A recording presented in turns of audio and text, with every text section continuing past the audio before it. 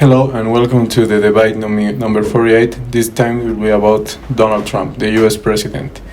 Here we have the two teams against and, and in favor. Let's go to the first question.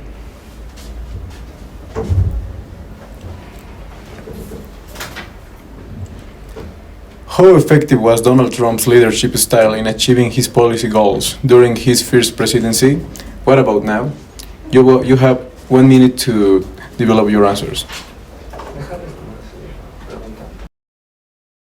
Okay, we're going to start with Roger, please. You have the word. Okay, thanks. Donald Trump's leadership during the first presidency demonstrated a bold and effective approach to managing global conflicts. Instead of relying on endless military interventions, he used economic pressure through tariffs, sanctions, and tough trade deals to protect U.S. interests and force adversaries to the negotiating table.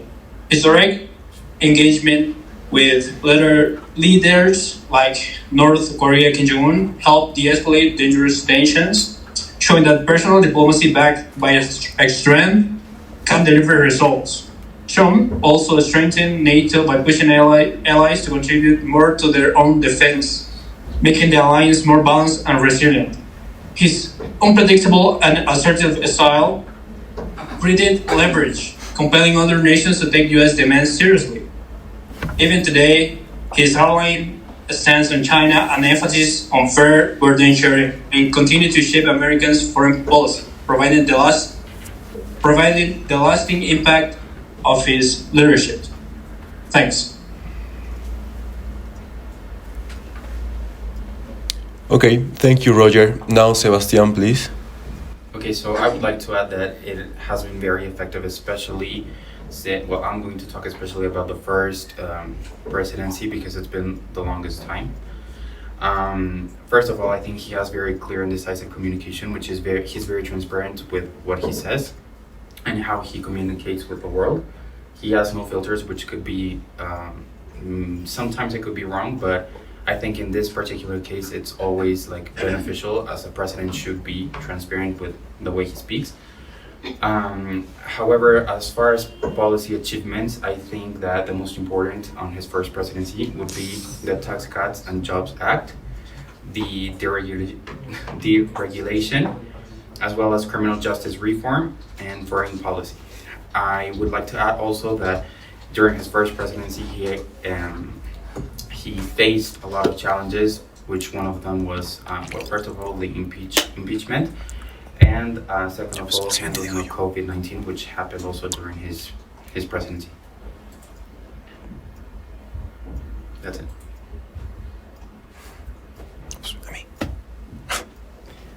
All right, let's give the word to the other team with Gabriela, please. I think that Donald Trump's leadership style was not very effective at achieving lasting policy goals, and I would like to show resource number 1.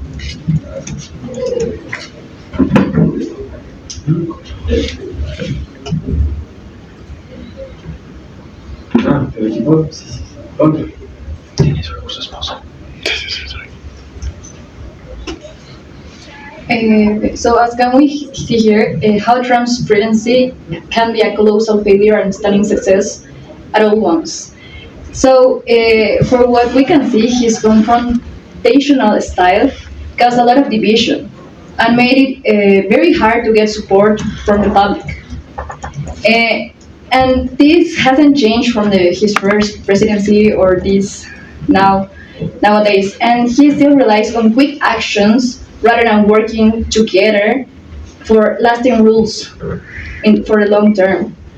And this means that his leadership creates a lot of noise, but not real solutions or positive changes for the country.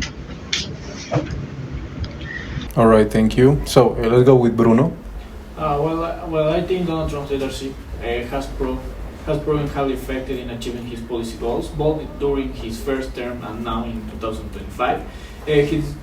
His direct, bold, and resource-driven approach allowed him to pass historic tax reform, rephrase the judiciary, and renegotiate trade deals that put American first. Like traditional politician, Trump acts decisively, cutting through bureaucracy and not using executive authority to advance in immigration control, regulation, and economic sovereignty.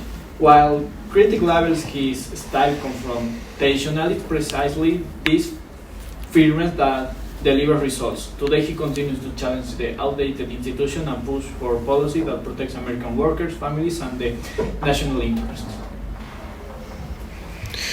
Okay, thank you, Bruno. Does anyone wants to talk? Carlos, please. Okay, I want to give an argument against Trump's leadership style. First of all, is polarization and division in the USA citizens.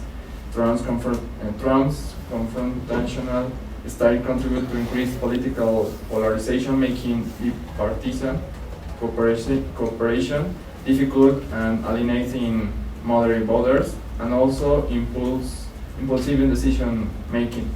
His tendency to make quick, often unilateral decisions without thorough deliberation sometimes leads chaotic policy implementation and backlash. That's all. Okay, thank you, Carlos. Now, Sebastian, please. See, so I think, and kind of like in response to that, I think that this Trump confrontational style was a deliberate strategy to especially break from these like status quo. He specifically tapped into the frustrations of millions of Americans that felt like they were ignored by this political establishment. And I think that this type of leadership was refreshing to those who wanted a change, especially in this country, obviously. And saw him as like a non-politician who wasn't afraid to speak his mind. So, which I also think empowered his followers to also speak their mind. And this style made people feel empowered to engage in this political discourse openly and passionately, creating a stronger sense of political engagement among his supporters. All right, let's give the word to Gabriela, please. I do not agree with the argument of the other team that said before that Donald Trump did negotiate well some trade deals that favor United States. For example, Trump's tariffs on steel, aluminum, or goods from China led to higher prices for American businesses and families, and not also affected the country, but also other countries. And according to studies and some economists, they agree that these tariffs are acting like taxes on Americans. And they are reducing overall economic growth and even leading to job losses in industries that rely on imported materials. And we have to take into account that United States is one of the countries that import more than that they export. So I don't know how this is benefiting them. All right, let's give the word to Abel. Yeah, I have a few deals. I disagree. Donald Trump has a reason and context for starting a commercial war, and he's still winning it. So we can show the result number 4, please. All right, thank you.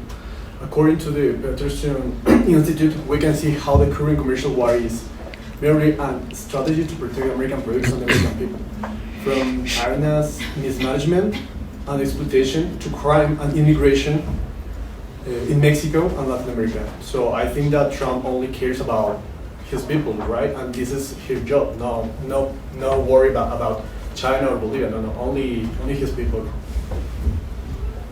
Okay, thank you, Abel. Now, Daniela, please.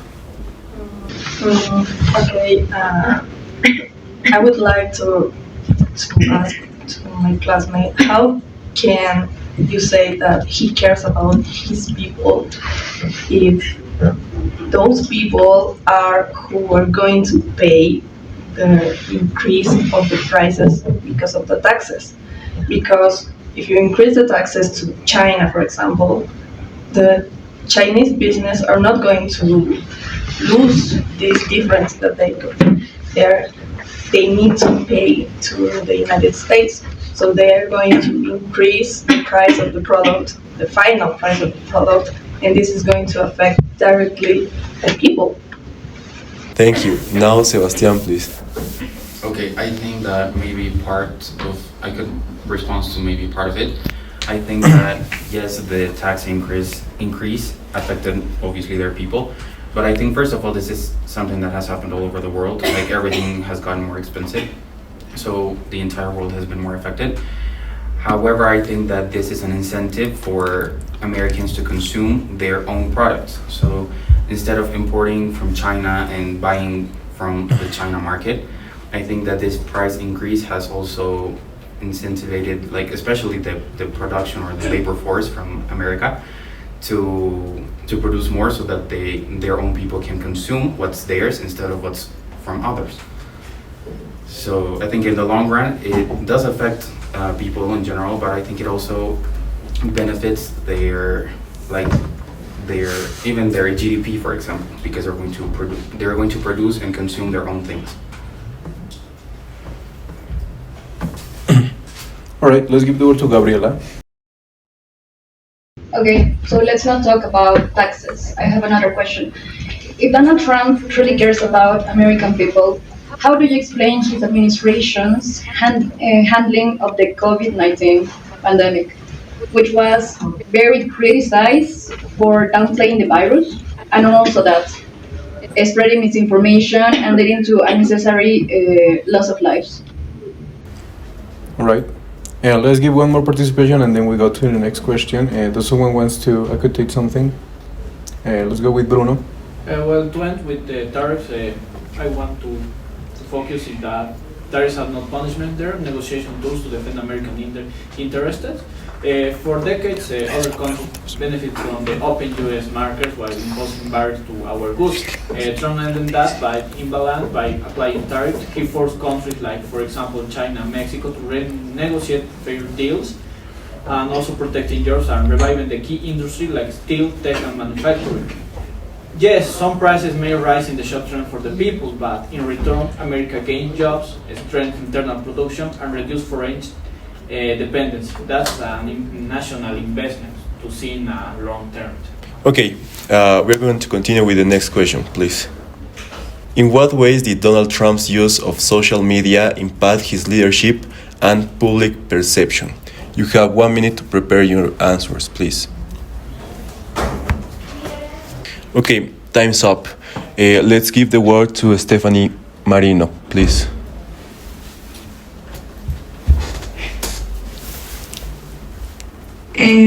Okay. Donald Trump used social media to attack people and spread false information. It made him look unprofessional and caused people to lose trust in him. Okay, thank you, Stephanie. Now let's continue with Solange. Donald Trump's use of social media, especially Twitter, had a huge impact on how people saw him and how he led. One of hand, it made him very visible and helped him connect directly with his supporters. But on the other hand, the way he used it was often aggressive, impulsive, and even disrespectful.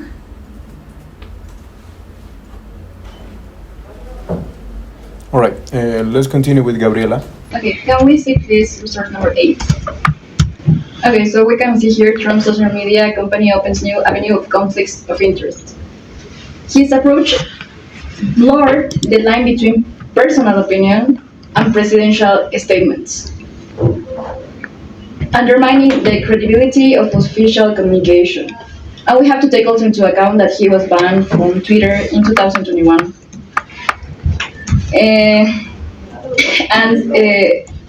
Overall, Trump's social media strategy was, like we can say, effective.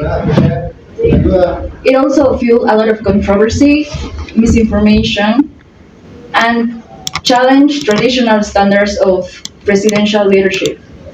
we have to take into account that he's not just a person. He is representing a whole country.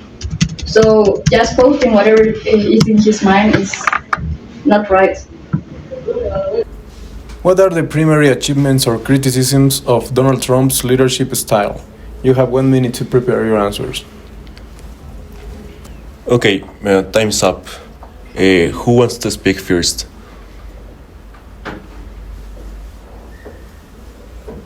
Abel, please. Thank you. I think that only a leader like him thinks and creates policies that take his country to the top. So we can show the resource number 1, please. While other presidents or nations are socialists and only destroyed, only someone like Donald builds a wall on the border and doesn't even pay for it. Mexico paid for it. So in the resource we can see how his leadership about this president. He says, I built a border in Mexico, but I don't pay that. Mexico pays for that. So I think that this is a really interesting and good strategy about his president. Okay, thank you, Abel. Please, Solange. Well, one of Trump's biggest arguments, according to the supporters, was his focus on the economy, like lowering taxes and pushing for more American-made products. He also appointed 3 Supreme Court justices, which had a long-term impact on U.S. law. But when he talked about leadership style, that's where the main criticisms come in. He often led through fear and division, not unity.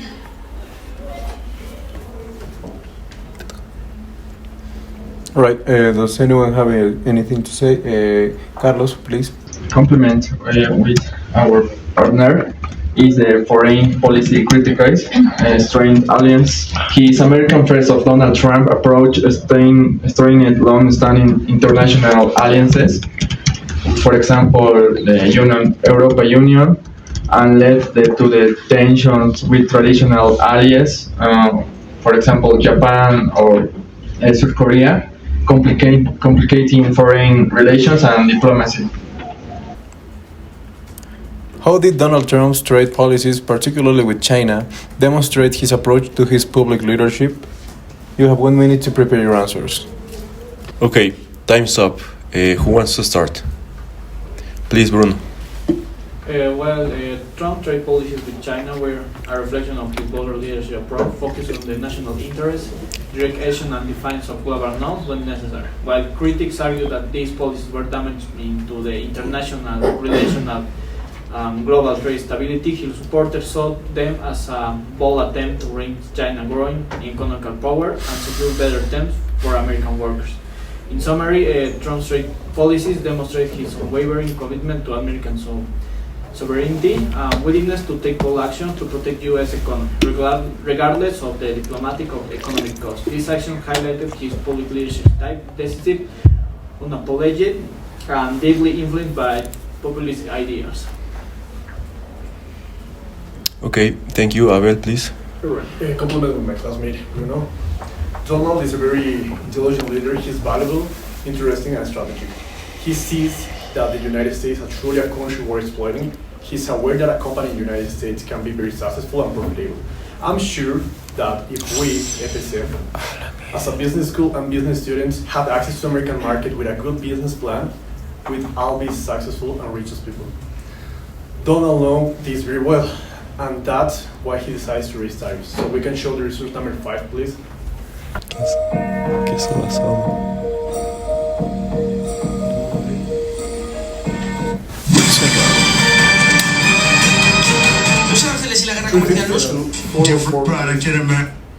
En un momento en el que además las cosas parecen estar poniéndose al rojo vivo. But if you don't make your product in America, which is your prerogative, then very simply you will have to pay a tariff, differing amounts, but a tariff which will direct hundreds of billions of dollars and even trillions of dollars into our treasury. We can see in the video how Donald in Donald's own words, come produce and manufacture product here. But if you don't want to, we'll pay 100% tariffs. That's it. Thank you. All right. So, does anyone have anything to say? Let's go with Daniela. Okay. Talking about the intention of Donald Trump to take back the car industry to the US, can we show please resource number 4? En este ejemplo sobre un pistón de motor. El aluminio para su fabricación se extrae en Michigan y se transporta a Ontario, Canadá, para el proceso de fundición. Allí se maquina antes de regresar a Michigan para continuar con su transformación. El pistón cruza la frontera hacia México para los últimos acabados. Luego viaja a Wisconsin para su ensamblaje en la planta de motores, de ahí a Michigan para ser montado en el vehículo y finalmente vendido en el concesionario. Una de las grandes preguntas y preocupaciones máximas que Okay, here we can see just a little example of one piece of a car that needs to pass by too many stages, and if you have those taxes, not only with China, with Mexico and Canada, we said, every time that you need to pass the little piece to Mexico, then to the United States, then to Canada, then other time to the United States, so the final price will increase really, really importantly, and the price will become impossible to be acquired by the US people. Okay, thank you, Daniela. Let's give the word to Natalia, please. Rioja. Okay, thank you. So, as one of my classmates, I think it was Bruno and Abel, that talk about how Trump trade policies with China clearly showed his commitment to protecting American jobs and industry. Also, Trump took the decisive action that he was willing to take a short-term risk to achieve a long-term fairness in global trade. That is a sign of courageous and result-driven leadership. Also, as saying this, his thought strength showed the world that the US would not be pushed around, and that leadership sometimes means making difficult and unpopular decisions for the greater good.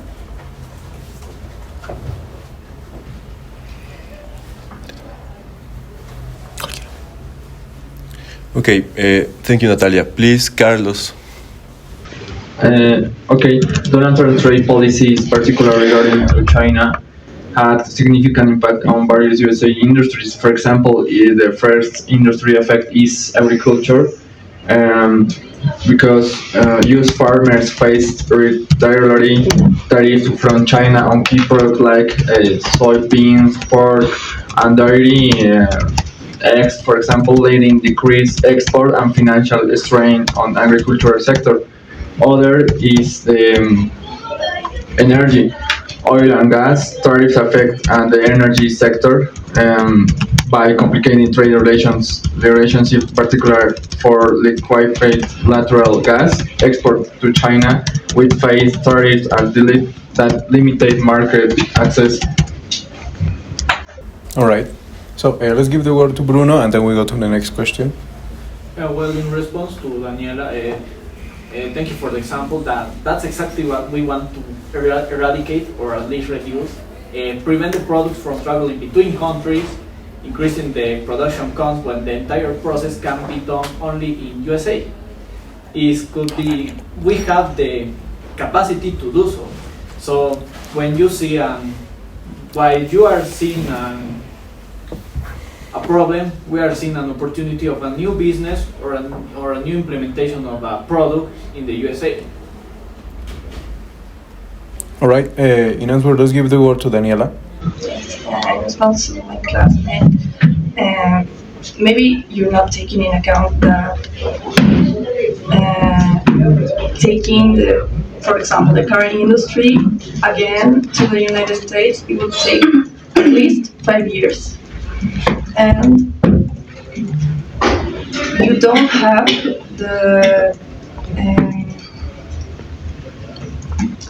the people who want to work in this kind of labor in the United States. You don't have. And in addition, Donald Trump is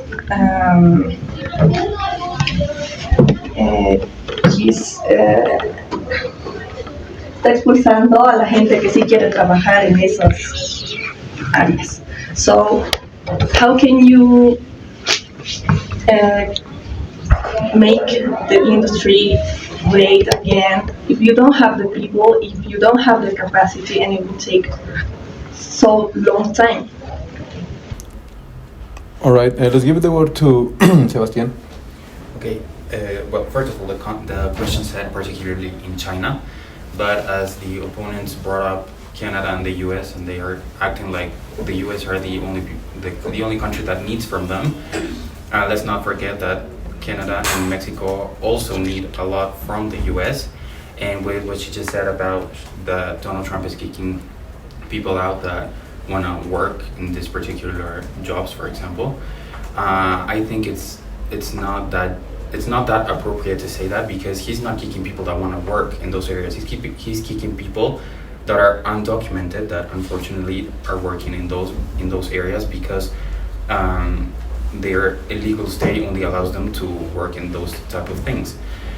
But I don't think it's nothing like against them particularly. I think, again, he's just trying to make the point that you have to do everything as the law states. Like, you cannot be an undocumented immigrant, and if you have everything in order, even his own wife did the whole process to be documented. So I don't think he has anything against them just for whatever reason. That's it. Let's give the word to Gabriela, please. Okay, I would like to complement to what my classmates said before with some theory that we also learned here in the university. So Abel before showed a video which says that Trump says that people have to produce what they have inside of the country, or they can pay for taxes to buy those products. But it's very interesting that everything should be produced in one country, because this goes against the main theories of international trade.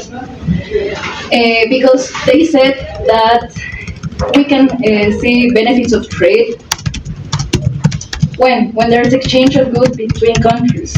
We can see this in the absolute advantage, comparative advantage, and the heteroly model, where they basically say that each country should specialize in producing the goods it makes most efficient and trade the others who are more inefficient.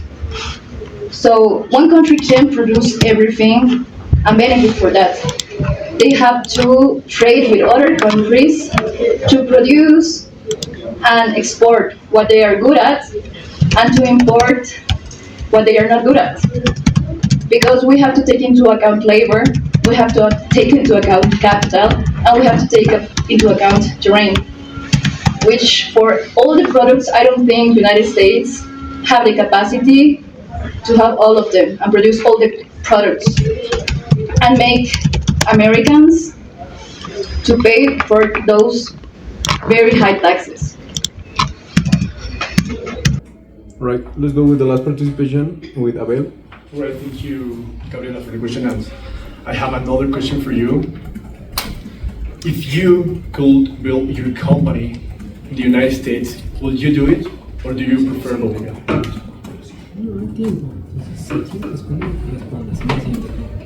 Given the current situation. Let's just into the question one more time. If you could build your company in the United States, do you do it, or do you prefer Bolivia? That's the question. Okay, thank you, Gabriel. Please, Gabriela. Yeah, well, what I said before is not about building a company in any country. I'm talking about not taking into advantage the benefits of trading with other countries. You are isolating your country, thinking that you don't need other countries to benefit. And you're not taking into account those theories that I mentioned before. Okay, Abel, please. All right. Thank you for the response of the question. Thank you. No, that's it. I'll say thank you for responding the question. Okay. Bruno, please. Well, to respond,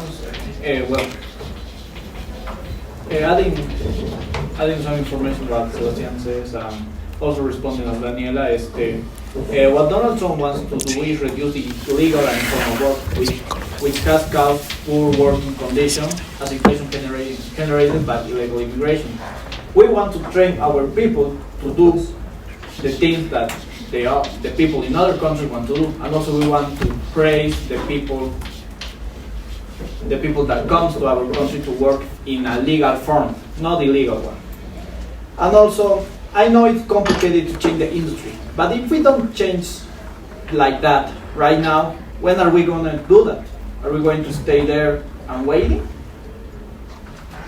Thank you.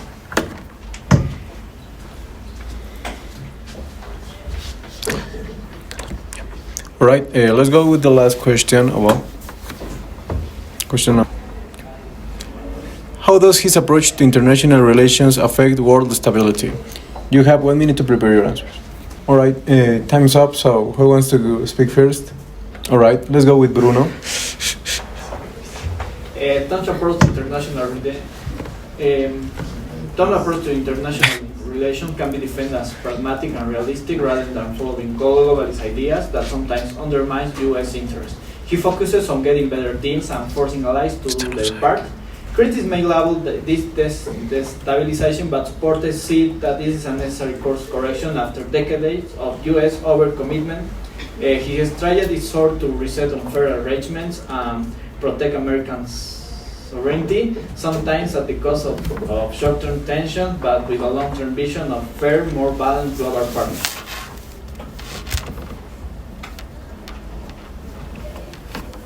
All right, let's give the word to Daniela.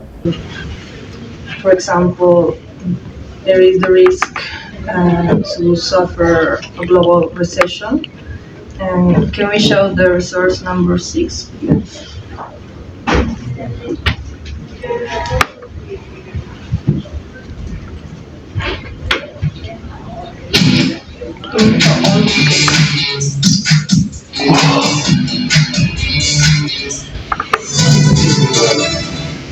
Once a 11:40.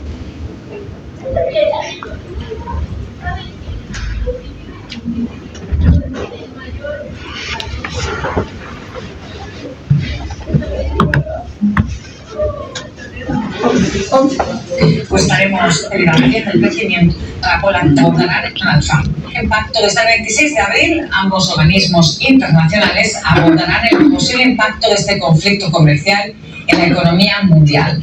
Tanto el FMI como el Banco Mundial han advertido que la actual incertidumbre y volatilidad frenará el crecimiento económico global.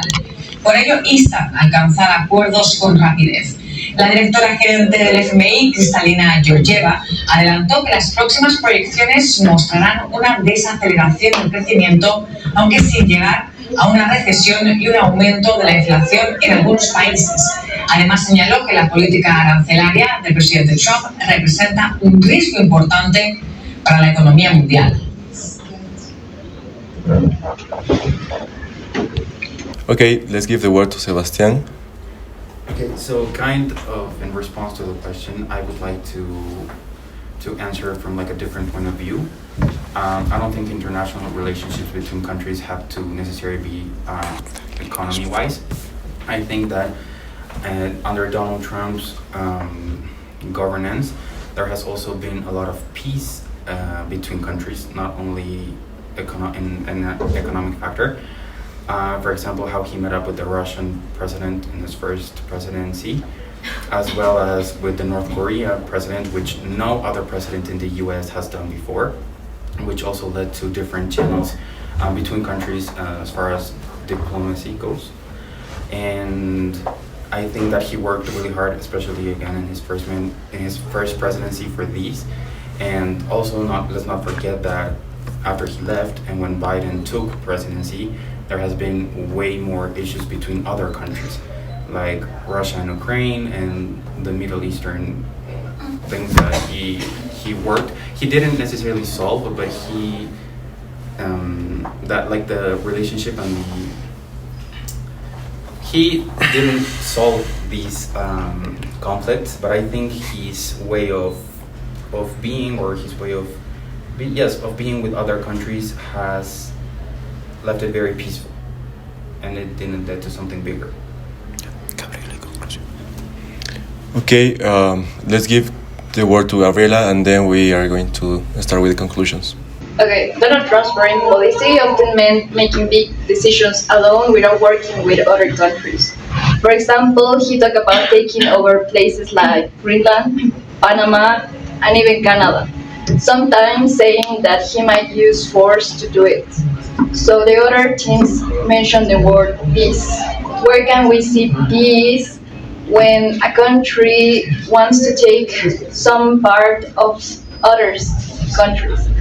And we have to say that these kind of statements and threats made other countries nervous and less trusting on the United States, which not just increased tension, but made the world less stable.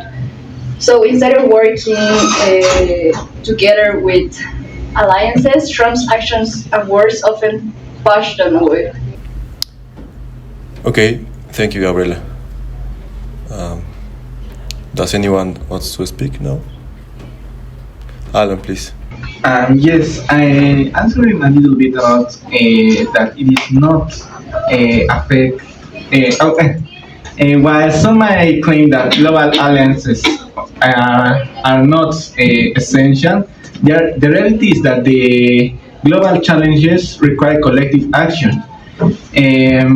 For example, Trump's retreat from agreements like the Paris Accord and the WHO weakened coordinated responses to precisely these global threats. Trump didn't make the world safer or more stable by the undermining trust in U.S. leadership. Okay, we are going to start with the conclusions. You have 2 minutes to prepare your answers, please. All right, let's start with the conclusions with the against team. Please, does anyone have anything to conclude? All right, let's give the word to Rose. In conclusion, Donald Trump's leadership, characterized by his disruptive and polarizing style, has limited political effectiveness. While he achieved certain goals, his tendency toward division, inconsistency, and unilateralism in international relations generated instability, both domestically and globally. All right, let's give the word to Jose Marza. Complementing what my classmates said, appear that his approach by prioritizing confrontation over cooperation undermined trust in democratic institutions and weakened the established world order, hindering the resolution of global challenges and exacerbating international tensions. All right, let's go with the favorite team with Sebastian. Okay, so in conclusion, despite facing significant criticism, Donald Trump has consistently demonstrated a bold and decisive leadership style aimed at prioritizing American interests. His confrontational approach, strong stance on trade, immigration, national security, and willingness to challenge political norms show a leader focused on long-term outcomes rather than short-term approval. While some of his policies may have been controversial or difficult for certain groups in the moment, many were intended to strengthen the U.S. economy and protect American jobs. Ultimately, Trump's leadership reflects a belief in making tough choices now for the future stability, independence, and prosperity of the country. Thank you. All right, let's give the last word to Abel. All I think you compliment with my classmate Sebastian. Today we can see how Donald have the leadership, and we can see and feel everybody, not only the American people, but all the world. We can see they have the socialists, like the gains group. Thank you. That's it. All right. With this, we conclude with the debate about the U.S. President Donald Trump. Thank you for coming.